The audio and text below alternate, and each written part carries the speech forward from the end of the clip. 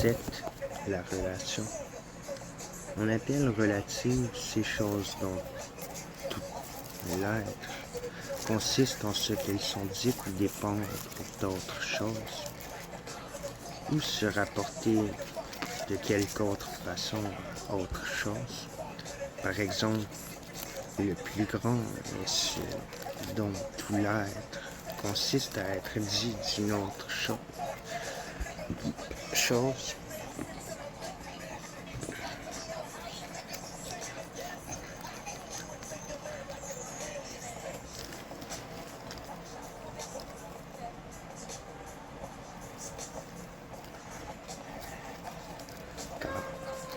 Car c'est de quelque chose qu'il est dit plus grand. Et le double est ce dont tout l'être est d'être dit d'une autre chose, car c'est de quelque chose qu'il est dit le double. Et il en est de même pour toutes les autres relations de ce genre, sont aussi des relatifs des termes tels que état, disposition, sensation, science, position. Pour tous ces termes, leur être consiste en ce qu'ils sont dits dépendre d'autres choses et rien d'autre. Ainsi, état est dit état de quelque chose, la science de quelque chose, la position de quelque chose, et ainsi de suite,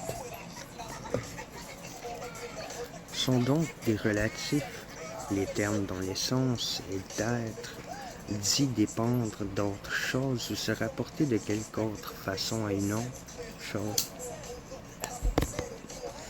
Ainsi, une montagne est dite grande par rapport à autre chose, car c'est par relation à une chose que la montagne est appelée grande. Le semblable est dit semblable à quelque chose, et les autres termes de même nature sont dits également par relation à quelque chose. J'ajoute que le coucher, la station droite ou assise sont des positions déterminées, et la position elle-même est un relatif. Par contre, être couché, être debout, être assis ne sont pas en eux-mêmes des positions, mais ne font que tirer leur nom, comme paronyme, des positions que nous venons d'énumérer. Les relatifs peuvent avoir des contraires, par exemple la vertu et le contraire du vice, tous deux étant des relatifs, et la science est contraire à l'ignorance.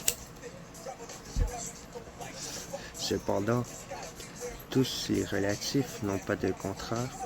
Au double n'est opposé aucun contraire, ni au triple, ni aucun terme de ce genre. Il semble bien encore que les relatifs admettent le plus et le moins. En effet, le semblable et le dissemblable se disent selon le plus et le moins. L'égal et l'inégal se disent aussi selon le plus et le moins. Et ce sont là des relatifs, car le semblable est dissemblable à quelque chose, et le dissemblable de quelque chose.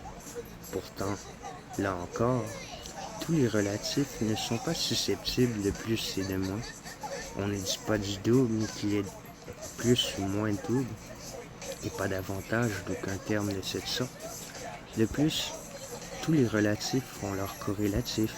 Par exemple, l'esclave est dit esclave du maître, et le maître de l'esclave.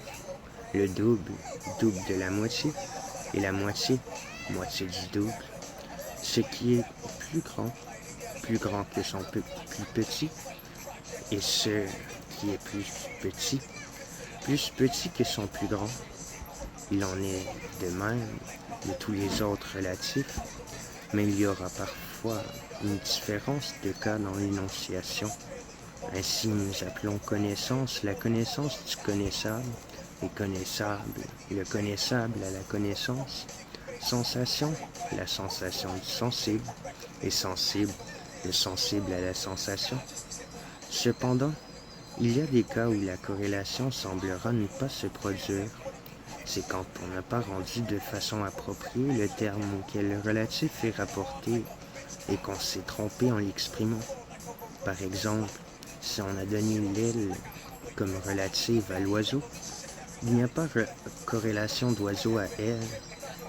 Ce n'est pas, en effet, de façon appropriée que la première relation, celle de l'aile à l'oiseau, a été établie, puisque l'aile n'est pas dite relative à l'oiseau en tant qu'oiseau, mais en tant qu'elle est, car il y a bien d'autres êtres ailés qui ne sont pas des oiseaux. Il en résulte que lorsque la relation est rendue de façon adéquate, il y a aussi corrélation. L'aile est aile d'un ailé, et l'ailé est ailé pour l'aile. Parfois aussi, sans doute, est-il nécessaire de créer un nom spécial, car il n'en a été établi aucun pour désigner de façon appropriée le terme d'une relation posée. Par exemple, le gouvernail comme relatif au navire, ce n'est pas rendre la relation exactement, car le gouvernail n'est pas dit du navire. En tant que navire, vu qu'il existe des navires qui n'ont pas de gouvernail, aussi n'y a-t-il pas de corrélation, car on ne dit pas que le navire est navire du gouvernail, mais sans doute la façon de rendre la relation serait-elle plus juste si on s'exprimait à peu près ainsi.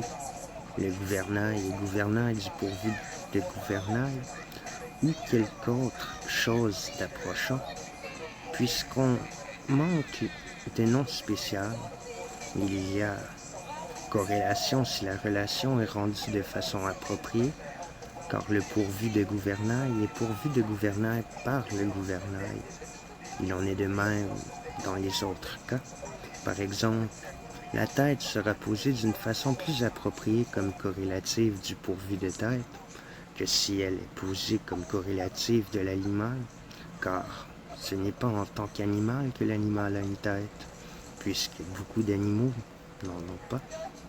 La façon la plus facile, sans doute, de comprendre ce à quoi une chose est relative, dans les cas où l'on manque de noms, c'est de tirer les noms des premiers termes et de les appliquer aux choses avec lesquelles les premiers termes sont en corrélation, de même que dans les exemples qui précèdent, elle vient d'elle et pourvu de gouvernail de gouvernail. Ainsi donc, tous les relatifs ont un corrélatif, à la condition toutefois qu'ils soient adéquatement rendus, puisque s'ils sont établis par rapport à un terme pris indéterminément et non par rapport au corrélatif lui-même, il n'y a pas de corrélation. Je veux dire que même pour les corrélatifs sur lesquels tout le monde est d'accord et auxquels on donne des noms, il n'existe pas de corrélation. Si l'un des termes est désigné par un nom qui exprime qu'accidentellement le corrélatif et non par le nom même du corrélatif, par exemple l'esclave, s'il est posé comme esclave non pas du maître, mais de l'homme ou du bipède, ou de n'importe quoi de ce genre, n'est pas un corrélatif, car la relation n'est pas rendue adéquatement. En outre, si la corrélation est rendue de façon appropriée, on aura beau écarter tous ceux des autres caractères qui sont accidentels, pour ne laisser que celui avec lequel la corrélation adéquate avait été établie. Cette corrélation n'en existera pas moins toujours. Par exemple, si l'esclave a pour corrélatif le maître, on aura beau écarter tous les autres caractères qui sont accidentels au maître, tels que bipède, apte à recevoir la science, ou homme, pour ne laisser que le caractère essentiel de maître, toujours l'esclave sera exprimé par rapport à ce dernier, car l'esclave est dit esclave du maître. Par contre, si la corrélation n'est pas rendue de façon adéquate, on aura beau écarter tous les autres caractères pour ne garder que celui avec lequel la corrélation avait été établie, la corrélation établie ne se fera pas. Désignons, en effet, comme corrélatif de l'esclave, l'homme, et de l'ailé, l'oiseau, et séparant de l'homme le caractère essentiel de maître. La corrélation entre maître et esclave ne continuera pas d'exister, car sans maître, il n'y a plus d'esclave. Même raisonnement. Si on sépare de l'oiseau son caractère essentiel d'ailé, l'ailé ne sera pas plus longtemps un relatif, car s'il n'y a pas d'ailé, l'aile non plus n'aura pas de corrélatif. J'en conclus qu'il faut désigner adéquatement les corrélatifs. S'il existe un nom, cette désignation devient facile, mais s'il n'en existe pas, il est nécessaire sans doute d'en créer un. Mais quand la dénomination des termes est ainsi faite adéquatement, il est clair que tous les relatifs sont corrélatifs. Il semble qu'entre les relatifs, il y ait simultanéité naturelle. Cela est vrai dans la plupart des cas. Il y a simultanéité du double et de la moitié. Et si la moitié existe, le double existe. De même que si le maître existe, l'esclave existe. Et que si l'esclave existe, le maître existe. Même on remarque pour tous les autres cas. De plus, ces relatifs s'anéantissent réciproquement. S'il n'y a pas de double, il n'y a pas de moitié. Et s'il n'y a pas de moitié, il n'y a pas de double. Il en est de même pour tous les autres relatifs de ce genre. Cependant, il n'est pas vrai, semble-t-il bien, que dans tous les cas, les relatifs soient naturellement simultanés. En effet, l'objet de la science peut sembler exister antérieurement à la science, car le plus souvent, c'est d'objets préalablement existants que nous acquérons la science. Il serait difficile, sinon impossible, de trouver une science qui fût contemporaine de son objet. En outre, l'anéantissement de l'objet entraîne l'anéantissement de la science correspondante, tandis que l'anéantissement de la science n'entraîne pas l'anéantissement de son objet.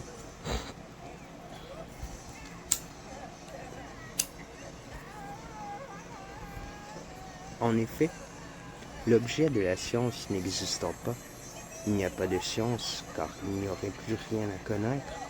Mais si c'est la science qui n'existe pas, rien n'empêche que son objet n'existe. C'est ce qui se passe pour la quadrature du cercle, en admettant du moins qu'il existe comme objet de science.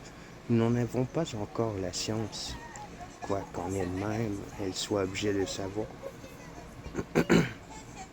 De même, l'animal, une fois anéanti, il n'y aurait pas de science, mais il pourrait exister cependant un grand nombre d'objets de science. Il en est de même pour ce qui regarde la sensation. Le sensible, en effet, est, de toute apparence, antérieur à la sensation. Si le sensible disparaît, la sensation disparaît, tandis que si la sensation, le sensible ne disparaît pas, car la sensation s'exerce sur un corps et dans un corps. D'autre part, le sensible, une fois détruit, le corps est détruit aussi, car le corps fait partie des sensibles, et si le corps n'existe pas, la sensation aussi disparaît. Aussi la destruction du sensible entraîne-t-elle celle de la sensation. Par contre, la destruction de la sensation n'entraîne pas celle du sensible. L'animal anéanti, la sensation est anéantie, tandis que le sensible subsistera. Ce sera par exemple le corps, la chaleur, le doux, la mer et toutes les autres choses qui sont sensibles. Autre preuve, la sensation est engendrée en même temps que le sujet s'entend, car la sensation naît avec l'animal. Mais le sensible existe, certes, avant l'animal ou la sensation, car le feu et l'eau, et autres éléments de cette nature, à partir desquels l'animal est lui-même constitué, existent aussi avant qu'il n'y ait absolument ni animal ni sensation. Par suite, on peut penser que le sensible est antérieur à la sensation.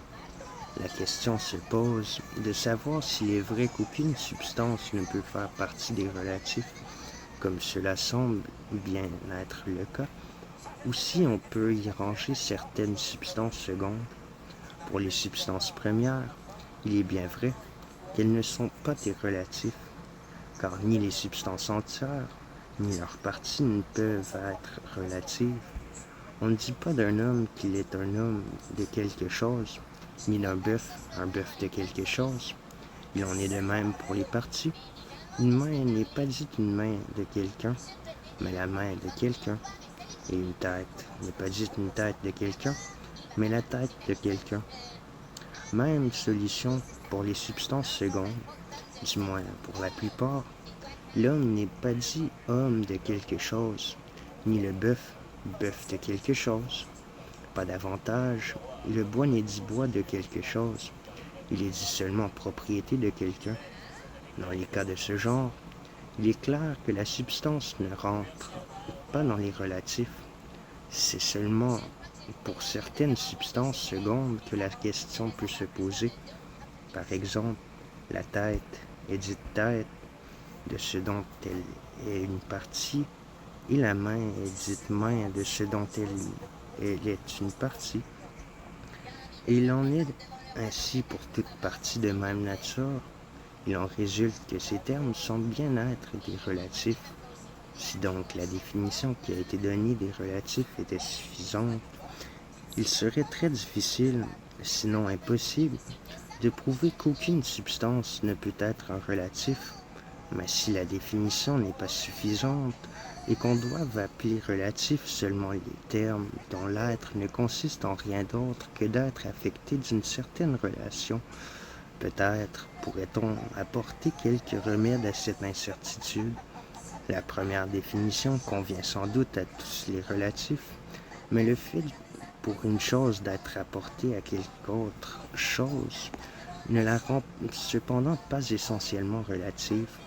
De tout ceci, il résulte évidemment que quand on connaît un relatif d'une façon déterminée, on connaîtra aussi d'une façon déterminée ce à quoi il est un relatif, étant donné que l'être des relatifs n'est rien d'autre que d'être en relation. On connaît aussi ce à quoi il est relatif, mais si on ne connaît absolument pas ce avec quoi il est en relation, on ne saura pas non plus si elle est ou non en relation. Des exemples particuliers éclaireront cette assertion. Ainsi, si on sait d'une façon déterminée que telle chose est double, on sait aussi immédiatement d'une façon déterminée de ce de quoi elle est double, car s'il n'y avait rien de déterminé dont on sût que cette chose est le double, on ne saurait absolument pas non plus qu'elle est double. De même, si l'on sait que telle chose est plus belle, on doit nécessairement aussi savoir, immédiatement et d'une façon déterminée, la chose en comparaison de quoi elle est plus belle. Par contre, on ne connaîtra pas d'une manière indéterminée qu'elle est plus belle qu'une chose qui est moins belle. Ce serait là une opinion incertaine et non une connaissance. En effet, on ne pourrait connaître dès lors d'une manière précise que la dite chose est plus belle qu'une chose qui est moins belle, car il pourrait arriver qu'il n'y ait rien de moins beau qu'elle-même. Il est donc évidemment nécessaire que, si on connaît d'une façon définie un relatif, on connaisse aussi d'une façon définie ce à quoi il est relatif. Quant à la tête, à la main et à toute partie de même nature, toutes choses qui sont des substances, on peut connaître quelle est leur essence d'une façon déterminée, mais il ne s'ensuit pas nécessairement qu'on connaisse pour autant leur corrélatif, car ce à quoi cette tête ou cette main se rapporte, c'est là une chose dont on ne peut avoir une connaissance définie. Nous n'aurions donc pas affaire ici à des relatifs, et si ce ne sont pas des relatifs, il sera vrai de dire qu'aucune substance ne rentre dans les relatifs. Sans doute est-il difficile, en de telles matières, de rien assurer de positif, sans y avoir porté son attention à plusieurs reprises. Il n'est cependant pas inutile d'avoir soulevé des questions sur chacun de ces points.